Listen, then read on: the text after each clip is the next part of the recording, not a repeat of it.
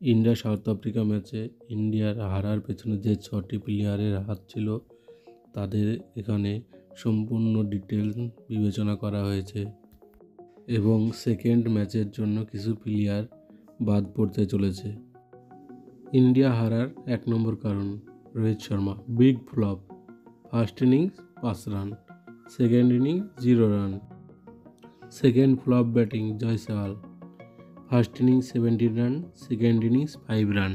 রাহানের জায়গায় জয়সওয়াল এসেছিল। রাহানে তো এবার দেখে বলবে ভাই এর থেকে তো আমি অনেক বেটার খেলি ইন্ডিয়ার বাইরের কান্ট্রিতে। ইন্ডিয়ার 3 নম্বর ফ্লপ ব্যাটিং শুভমন গিল, পূজারার জায়গায়। পূজারাও সেম একই কথা বলবে, ভাই এর থেকে আমি অনেক বেটার খেলি, তাহলে আমার কেন সিলেকশন হলো না।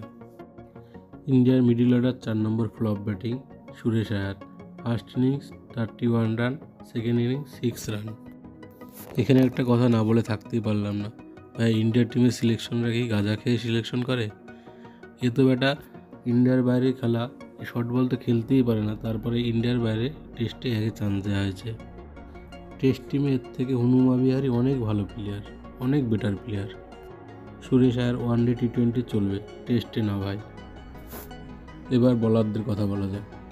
1 নম্বর প্রসিদ্ধ কৃষ্ণা, ব্যাটার ছেলে বল করেছে 20 ওভার, রান দিয়েছে 93 রান, একটা উইকেট নিয়েছে শুধু, 4.5 করে রান দিয়েছে টেস্ট ম্যাচে।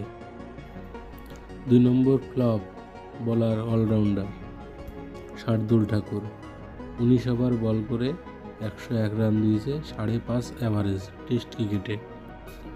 আমার মনে হয় শার্দুল বল করার সময় ভুলে গেছিল এটা টেস্ট ক্রিকেট চলছে, ও ভেবেছে এটা ওয়ানডে খেলছে।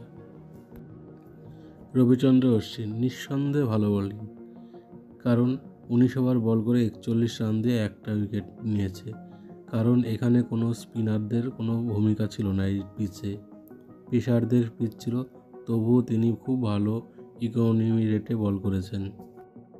তিনি উইকেট না নিতে পারলেও রান দেয়নি বেশি।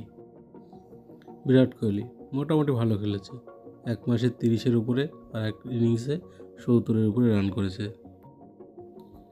KL রাহুল ফার্স্ট ইনিংসে 100+ রান, মোটামুটি ভালো খেলেছে, সেকেন্ড ইনিংসে ফ্লপ হয়ে গেছে, মোটামুটি ভালোই খেলেছে।